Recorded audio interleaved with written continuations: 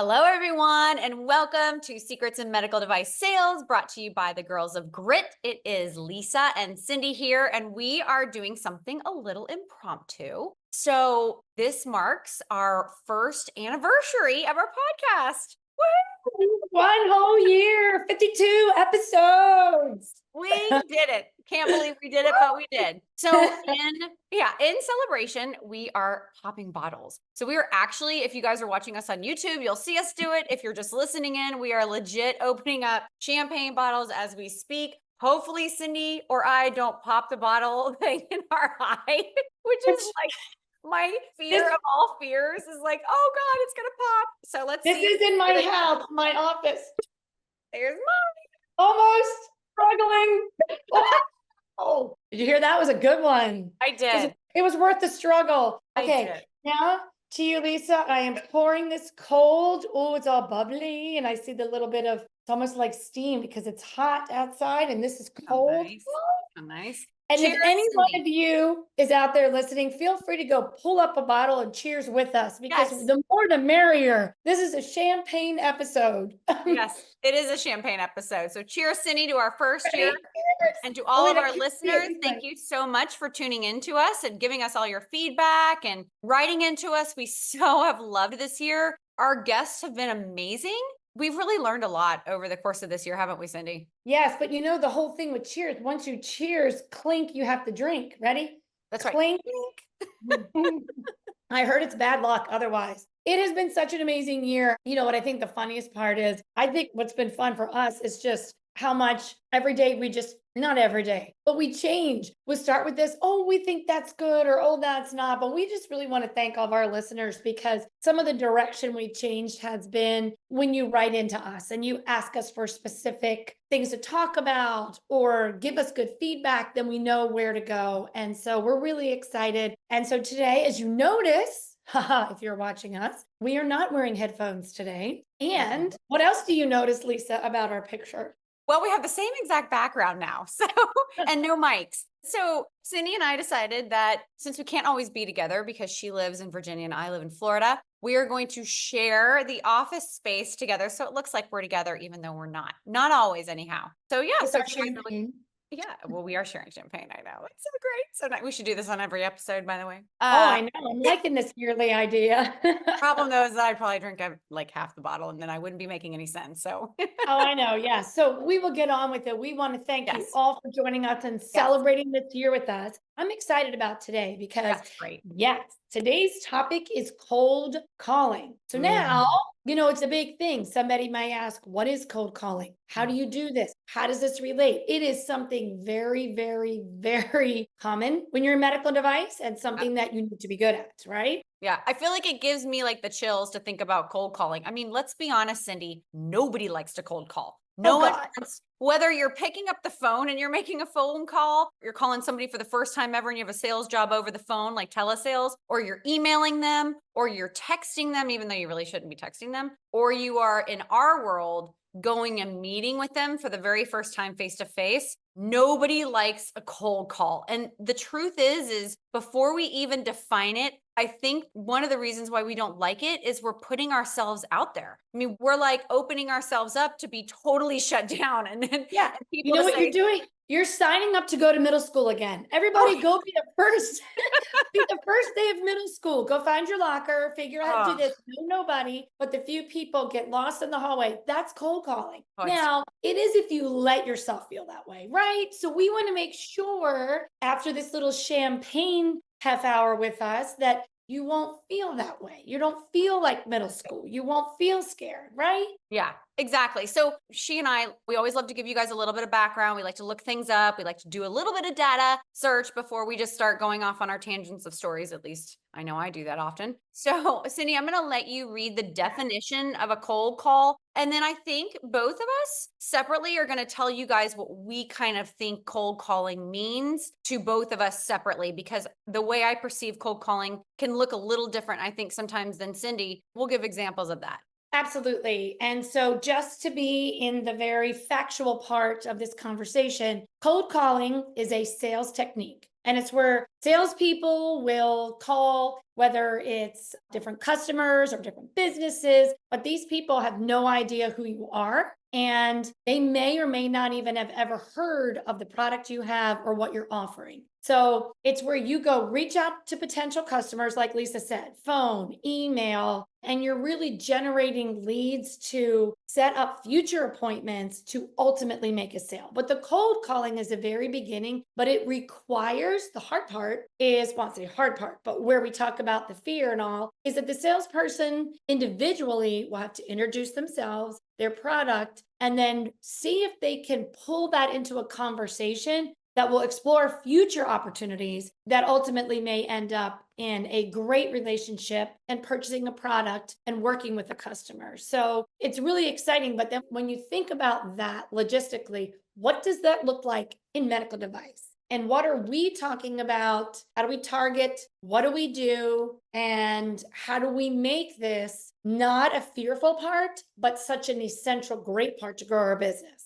Yes. As I'm sitting here thinking about it, Cindy, cold calling. Why is it called cold calling? Well, it sure isn't warm because you're calling on Doesn't feel folks. good. It doesn't feel good. It's uncomfortable. You're completely putting yourself out there like naked, right? I mean, you are naked and afraid. I mean, you're calling on doctors, nurse managers, office managers, purchasing and medical devices, anyhow. And these folks can be pretty intimidating. I mean, let's face it, a massive doctor that you're trying to land, man, just the thought of that, and you've never even met him or her before, just the thought of that is intimidating. So I think that cold calling really gives everybody kind of that, oh, God, I have to cold call. But the truth is it is a part of our almost everyday lives in medical device sales and in sales in general. Because if you're not doing cold calling at all, I truly think that I don't even know how you would get new sales. I mean, at some point you're cold calling even on customers that you may have already called on. And that's why I wanted both Cindy and I to tell you guys a little bit separately, because to me, cold calling isn't just about calling on that doc I've never met,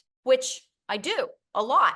That's setting up lunches, having meetings with them and talking about the product. But sometimes cold calling for me is calling back on that surgeon that I haven't worked with in a couple of months or half a month or half a year. Maybe it's been 2 years since I've done a case with them, which should never be the case. But let's face it, guys, sometimes we get so busy in our own little world of calling on our certain accounts and our certain doctors that we kind of let other doctors slide by. Right. And so now we got to circle back with those customers and say, yep, I've forgotten all about you, but I'm here to call on you again. And to me, that's still cold calling because you're putting yourself back out there in that uncomfortable position of saying, yeah, I know I kind of forgot about you, but I really do want to keep working with you. I just got really busy or, I just got overwhelmed or whatever it is. So cold calling doesn't just mean you're calling on somebody you've never met before. You may have met the person, you may have even worked with the person, you may have done a fair amount of cases with them, but it's the fact that you haven't seen them or worked with them in a while that makes that kind of a cold call back up. I love that because that's like a chilled call. You got bitter cold Yeah. when you know nobody. It's like, you're in Arctic. Alaska, it's freezing cold. You're in the tundra. Now you're getting to where it's just a little cold. But you bring up something really, really important, and that is keeping things in motion. In sales, we're always moving, you're always looking for the next thing. And sometimes things chill and they get cold. So I am really glad that you brought that perspective into this conversation because it still gives you that moment of like, am I in the sales process? Maybe I know them or haven't done something like, where do I pick up? Do I start again? Is this a new account? We haven't had cases in 6 months. I need to reignite or warm up this cold calling conversation. No, I think that's a huge thing to point out. And I'm really glad you said that. That was really funny, Cindy. So I was having a conversation with my brother the other day, which I'm sure none of you guys know this, but my brother is also in medical sales. He's in orthopedic sales, which is different than what Cindy and I do, but it's kind of still the same thing. I mean, it's still medical devices. So he and I were talking about cold calling, and he's like, Lise, I don't think I do a whole lot of cold calling anymore. I just always work with the same doctors over and over again. I'm like, yeah, but what about when one of your doctors leaves or retires and you got to go get a new doctor? He's like, ugh, I haven't done cold calling in ages. He's like, I don't want to be handed a crap sandwich. He didn't say crap. He said the bad word, but Right. say it on camera. But I'm like, dude, you're right. Nobody wants to be handed a crap sandwich. No one wants to walk into an office or an OR, not an OR setting, but in the hallway, and you see a doctor and they give you a Heisman, like, hey, great to see you. Bye bye, gotta run. Man, that's like a crappy feeling. Nobody wants that. But sometimes I think if you change your mindset a little bit, Cindy, and you really, like you mentioned, your purpose, why you're going to talk to them, your audience, I think that you can end up having a really good cold call. Even if you don't get the outcome that you're looking for, maybe not set your expectations so friggin' high that you're going to get a case out of the cold call. That's probably not going to happen. Even though the other day it actually happened to me, but that's like 1 in a billion. But the truth is like, I think part of the reason why we hate the cold call isn't just because we're putting ourselves out there and we're calling on a new, never met before customer and that we're being so candid with them and naked with them, but that this whole idea of it being so uncomfortable and like painful and being handed a crap sandwich at the end of it, people don't want to do it. But the truth is if you change your mindset a little bit and you're actually like, wait a minute, I have a good product to sell this physician. I'm a good sales rep. I've done my due diligence. I know my cases. I've worked with the partners. Whatever that is that you are telling yourself, number one, have confidence in yourself, but then number two, have confidence in the product that you're selling. And maybe instead of saying it's going to go crappy, maybe it's going to end up going really well. Maybe you are going to get a case at the end of this cold call. So I think part of this whole conversation that we're having, Cindy, is changing your mindset with cold calls. It absolutely is part of the sales process. You will have to make cold calls, and the really good sales reps make really good cold calls. And let me ask you this. How many of you all have been on an elevator and spoke to somebody? That's a cold call. How many of you have gone in to a store and you want something you don't know? You just literally ask somebody. Or maybe you're trying to navigate your way through something. You say who you are, what you're looking for. That's all that is. So I almost wish it wasn't called cold calling because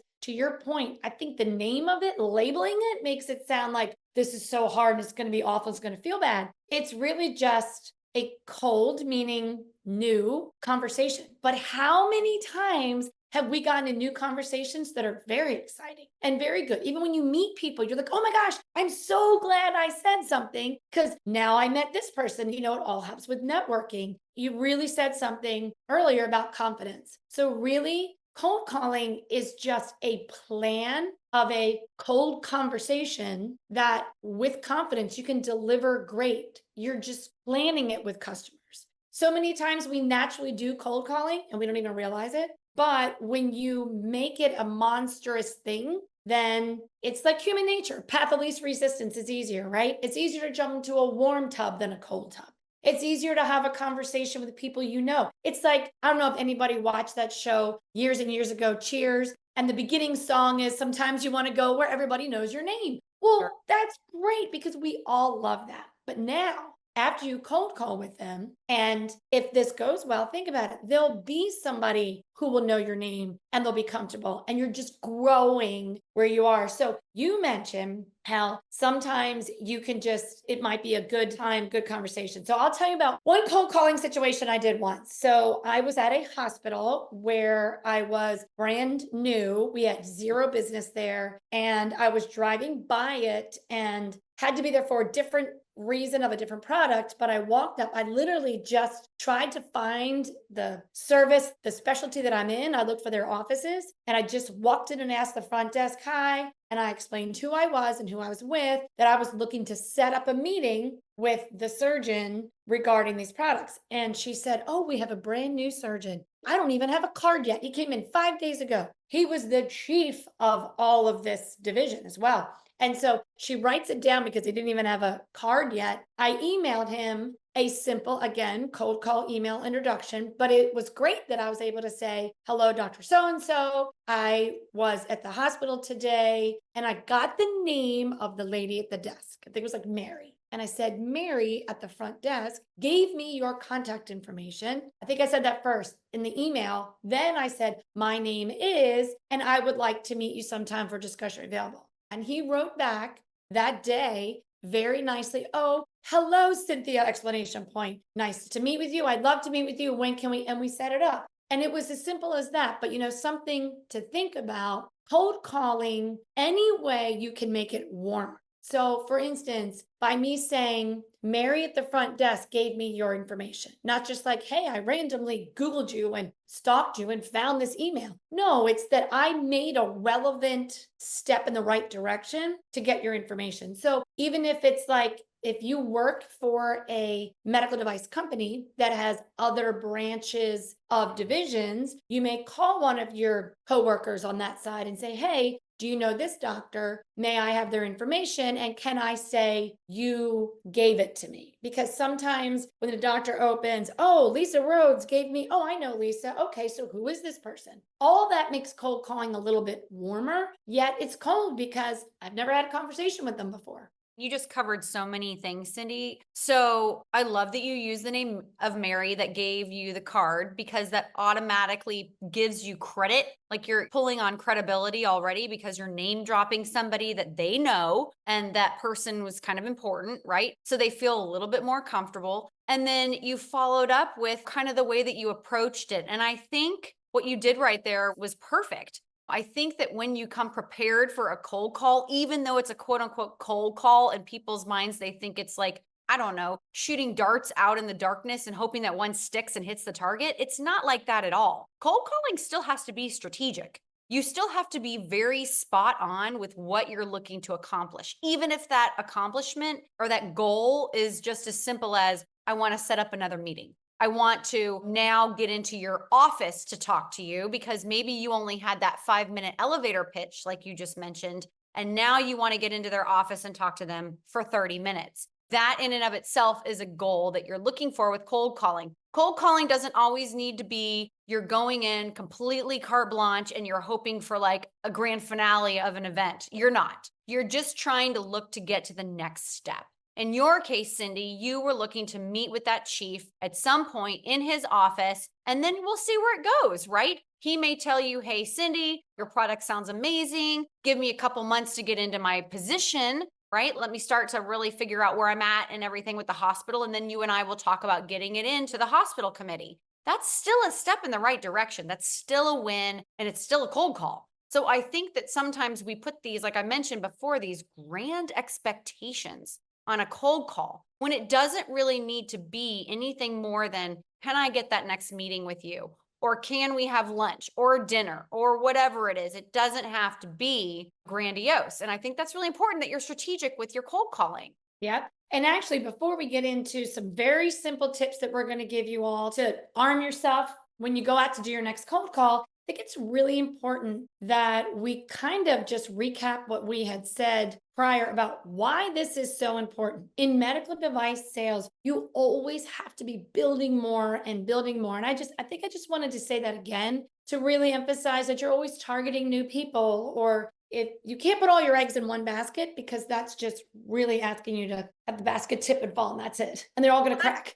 That's a good point. You just made a really good point that cold calling, especially in medical devices or selling in medical devices, isn't from A to Z all the way one quick step, right? Sometimes it takes months to get to where you need to get to in medical devices, but that's why it's so awesome once you get in with those doctors and you are working with them in the OR and they are calling you late into the evening and on weekends for your input or whatever it is. That's why medical devices is so cool to be in, because you really get to that position where you're that a trusted advisor. So look at cold calling, I think, as your very first step of making your first impression. And then you move from there, right? So your cold call needs to be just that, your first impression. It needs to be strategic. It can't just be, hey, I'm Lisa with so-and-so company, and what are you up to today? That's not what you do. You have to be super strategic. Oh, you are so right. How many times do people waste? There's a person that is popping in my head that I know that could somehow get in front of the right people. Wasted. But oh my gosh, it was like Really? hot air. Okay. Oh my gosh, you're thinking these are golden moments. They're handing you this. It's like, Yeah. here's the golden key. Open the gate. Da da da. And it's like, hey, yeah, how are you? Oh, I'm fine. Yeah, see you later. Bye. No. So this is why I think this conversation is so important. What we want to do, the whole point of this is you're gonna finish this podcast and you're going to be able to say, I'm walking into this hospital. These are the very simple things I need to be thinking about. So if I have an opportunity for a cold call or I'm going in purposely cold calling, this is what I need to know. Okay, so it's 5 simple things. Number one, what you need to know is know your audience. So simply, are you calling on a doctor, a nurse? You could be calling on an office manager. You could be calling on purchasing department, but you have to know who they are, who the person is. Do a little bit of research. It makes it so much better and easier to understand that. And you speak to purchasing different than you speak to a doctor. And that's why targeting, knowing your audience, how you are going to speak to them is crucial for the conversation. You're not going to go on your first date and be like, hey, dude, yeah, man, how are you? If that's not how you talk, right? Right. You're Yeah. going to be like, hello, I am so and so. Yeah, because you're setting the stage for how this cold call is going to go, how this sales call is going to go, right? So you better know your audience. Do a little bit of research, even if it's just it's Sally Joe from purchasing and she's been with the hospital for 20 years. Well, that's kind of important because usually when you're calling on somebody that's been there for 20 years, they pretty much know everybody and they know all the processes of getting products through either, approvals or pricing or whatever it is that you're trying to accomplish with this cold call. Doing a little bit of research with that is really important. You don't need to know what their kids' names are. You don't need to know what their husband's name is, but you do need to know what their position is and maybe how long they've been there, especially if they're working for the hospital. And for the physician, maybe know a little bit about his background, especially if you're meeting him for the first time. And like in Cindy's case, he was obviously coming from another area and he was new to the hospital. One more thing about that is remember, use your resources, use your networking. If this isn't information you can just Absolutely. Google, call people who know them, call an office manager and ask. So do a little bit more homework because the better you know your audience, the better you can tailor your conversation. So Yep. number one was know your audience. And that leads to number 2, honestly, which is know yourself, right? Okay. So you know who you are. Sounds silly. Okay, great. I know myself. No, what we mean by that is not only that you're letting them know what your name is and making sure you're talking very clearly and you're saying it very well, but the company that you work for and what your purpose is, right? I mean, why are you there? You're not just there to shoot the bull, right? It's not like you just said, Cindy, let's waste this golden opportunity. Know who you are and kind of what your underlying purpose is. Absolutely. Absolutely. You may not think like this, like, how do you introduce yourself?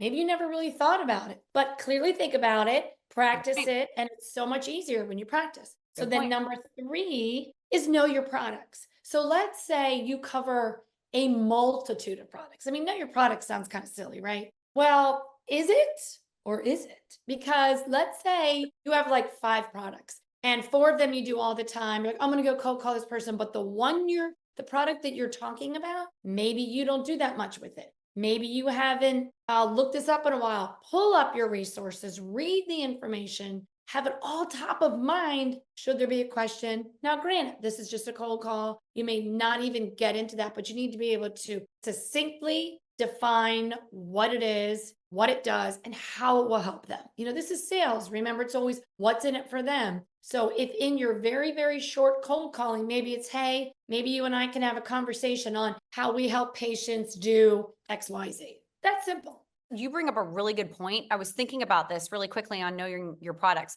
Sometimes, let's just say you have like 20 products in your bag and you're like, oh, this doctor is only interested in this one product. Maybe not. They might be interested in more than just this one product that you're thinking about. So maybe make sure that you talk about a lot. And even if they don't use it directly, sometimes they'll help sell your product to another physician if it helps their process or their patients. So I realize that was a little more detail than you guys are probably looking for, but the truth is don't ignore any of the things that you sell. They're all equally important, even if you think, well, this doctor's never going to use it because they're a cardiologist and this is an interventional radiologist product. Well, you never know. So just don't forget. Don't forget all of your products.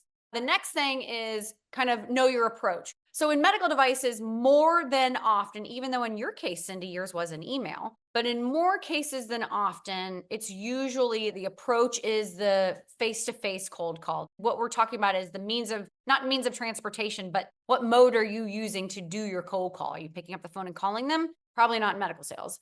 Are you emailing them? Yeah, that can absolutely be a cold call in and of itself, but most likely you're meeting with them face to face. So if you're meeting with them face to face, how are you dressed? What are you wearing? Are you in scrubs or are you in a suit? Well, if you're meeting with them in their office on an office day and you're not coming out of a case, maybe showing up in a nice business attire might be nice, right? Maybe not show up Mhm. slouchy in your scrubs or dog hair all over it, that kind of thing. Like you got to be mindful of that. And that sounds really silly, but man, they're taking it all in. This is your First first impression. impressions. And if your Mhm. first impression isn't good, it doesn't even matter if your product is amazing. Sometimes docs are like, meh, thanks, but no thanks. Your first impression was so bad, you got to suck as a rep. It's really important to know how you're going to approach the cold call, like your mode of transportation or mode of the way you're getting across your information, and really master that. And if it's an You're email, right, 'cause no slang, right? No slang, right. no abbreviations. The email doesn't need to be a 10-page story, but it doesn't need to be so succinct that not even succinct, but slangy. I don't know. Like my 16-year-old wrote the email, right? No, you're not doing that. You're going to write it professionally. Yes, it needs to be succinct, but it needs to be professionally written. Yes, and you also speak differently than you write. And if you're going to write an email, this is my recommendation. One sentence or two sentences. Make it as short as possible. Hello, like Mary gave me your information. Do not in the email explain everything about who you are. All you want to do is make a first meeting. I Love it. think that's really Yeah. important is really tailoring what you're saying and how you're saying it to whatever way you are approaching this cold call. And so that brings us to number 5 and our very last one, which is probably the most important. And that is know your goal. How many times, okay, I'm going in to meet this doctor. Well, great, you're meeting him, but wait a minute. If you don't have a goal tied to it, like I'm going in there to, for example, make an appointment. I'm going to introduce myself. Great, you introduced him. Can I have your email? Or what is the best way to get in touch with you? Can we meet again? Are you going to a conference? Could you come to this meeting? Could we go meet for coffee and discuss this? Is it better to meet you after the OR because these days are too busy? Or just as simple, if your goal is just to get one more meeting, that's a huge goal of cold calling. Just introducing yourself is Mhm. half the call. I Yeah. mean, okay, yeah, hi, you got in front of them. Congratulations. You made all that effort. You got out of your comfortable zone and been like, I got in front of them. Yay. Okay, well, now what? Your goal. Yeah, absolutely. And on that, and I don't want to get too in detail, but if you hit that goal, like, oh, yeah, sure, Cindy, here's my email, here's my cell phone, reach me out anytime. Well, heck, go for the goal. Dr. So and so, I would Yes. love to work with you in the future. So I And really look forward to connecting with you. I can talk to you more about my products, or we can learn together more, or we can work together, whatever you want to do. I mean, don't just settle for one thing. I mean, yes, sometimes the cold call might be a 5-minute elevator pitch, and all you're looking to do is get that guy's office manager's number and name so that you can set up a lunch and really spend the time with him. But if you've got the time in that cold call to go for the gold and try and get that case or get him interested in the product enough to say, yes, I want to learn more. I want you to come back and I want to, or come to the lab tomorrow so that you can show me the product. That is a great winning goal of that cold call. And yes, Lisa, because I want you to tell us the story of how your intent of going into a cold call, but these 5 things we mentioned by knowing your audience, knowing your name, yourself, knowing your products, knowing how you're going to approach and your goal, you will be so surprised that this is rare, but it can happen that you can actually get even bigger goal by just, yeah. So tell us about that time that you went in. I'll use our 5 little tips that we just met. So I knew my audience, which was a cardiac surgeon. I obviously know who I am. I know the company that I work for, and I knew the product that I wanted to talk to him about, right? And we were meeting in person, so that my approach was an in-person approach. I had reached out to the office manager. I had made the meeting, set the meeting, and he responded to the set a time. So I knew he was coming. And then also, which we didn't talk about, is I verified that with the office manager to make sure that we were still good. I think that's always Oh, important. good point. Yeah. Things come up, right? Doctors get called into surgery, things can happen. You might have to cancel. So just always make sure that you're staying on top of things. I know that sounds really silly, but it's quite important. And then my goal at the end of it was truly, Cindy, just to meet him, get to know him, figure out where maybe this product might fit into his practice, and then go from there. Well, not only did I sit down and chat with him and I put him at ease by talking about personal things, asking about his family, where he's from, because I'd never met the guy before. I mean, legit, never met him before. So, I did all that. A little bit of small talk, and then dove right into the product, had the product with me so I could demo it for him. I talked about the features and benefits of it. I talked about where it would be applicable in his patient care algorithm. And then he looked at me and was like, well, how soon can I use the product? And I'm like, well, it's approved in the hospital, which subject for a different day, but it was already approved. And he's like, I got a case next week. Want to come? And I'm like, hot dog, heck yeah. So Music to my ears. right?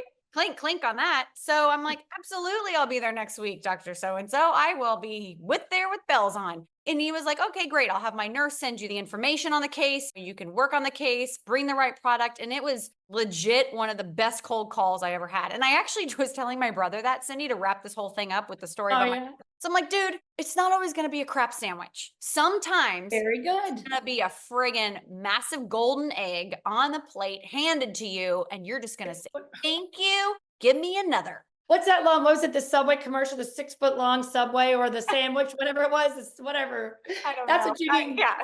That's what you got, which is awesome. I really hope that these 5 simple things that we went over will really help because cold calling is just part of rotating all through medical device sales, but it takes perseverance, resilience, and I believe genuine passion for helping others. And these little strategies that we brought on, we hope we set yourself up to really have a rewarding and positive impact on the patients because that's ultimately what we're here to do, right, Lisa? Absolutely. We're here for you guys anytime. So we hope that those 5 quick tips really helped out a lot. Again, just to recap is know your audience. Who are you calling on? Pretty simple there. Do a little bit of research on that. Know yourself. Obviously, be able to speak your name, your position in the company that you work for. You need to know your products that you're calling on. Why is that important? Because if you don't know the products that you're doing your cold call on, then you're pretty much wasting your time and the physicians, and they might not ask you back.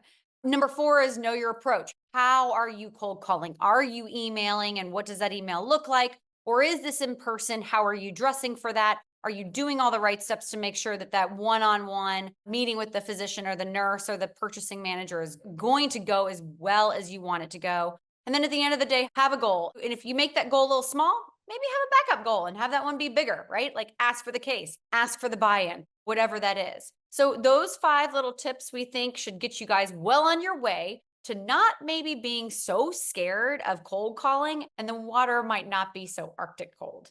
There's no middle school in medical device. I love that. You follow this. I love it. Well, we are so happy that you shared our half hour of celebrating our year together. Here's a cheers again. Cheers. Looking forward to, oh, yes, I forgot I have to sip. It's good luck. But really looking forward to the next year to come. We thank you all for being a part of us and making this platform to really impact other women in medical device.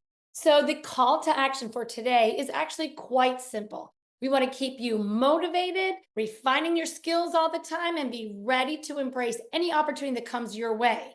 If you go to our website, we have a free 5 little page of the 5 steps that we mentioned. We've got a little freebie for you to fill out so you can be armed and ready. Have this in your car for your next cold call. Go to www.thegirlsofgrit.com and you will find us there with the link at the top. So thank you everybody for listening and celebrating our year together. Cheers.